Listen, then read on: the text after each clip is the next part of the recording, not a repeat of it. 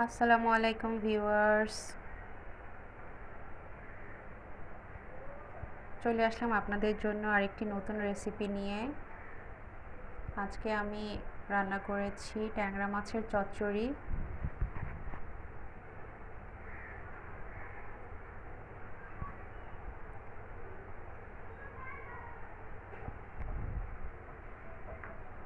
তো চলে যাচ্ছি মূল রেসিপিতে। এখানে আমি কিছু ট্যাংরা মাছ কেটে ধুয়ে পরিষ্কার করে নিয়েছি, সাথে ডিমগুলো আলাদা করে রেখে নিয়েছি। এখন এই মাছগুলোতে আমি সামান্য লবণ আর হলুদ দিয়ে মেখে নিব।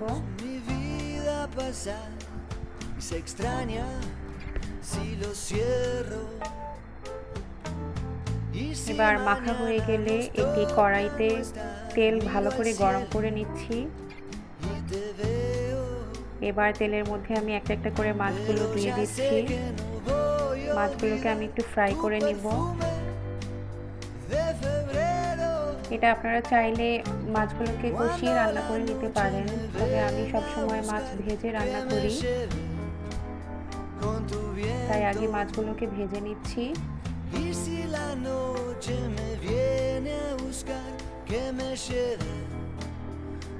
এই তো মাছগুলোকে সুন্দর করে উল্টে পাল্টে ভেজে নিতে হবে।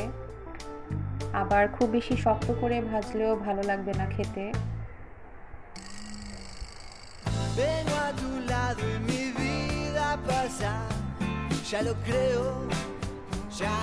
মাছগুলোকে একটু উল্টে পাল্টে ভেজে নিচ্ছি। আমার মাছগুলো ভাজা প্রায় হয়ে এসেছে। এবার আমি মাছগুলোকে একটি প্লেটে তুলে রাখবো।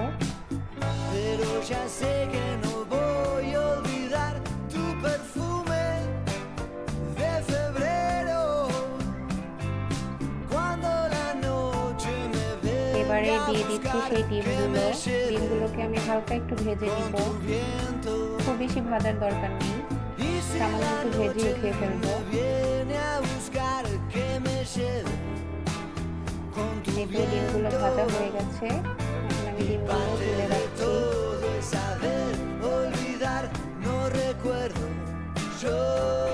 এবার সেই তেলের মধ্যে দিয়ে দিচ্ছি কিছু পেঁয়াজ আর রসুন কুচি একসাথে।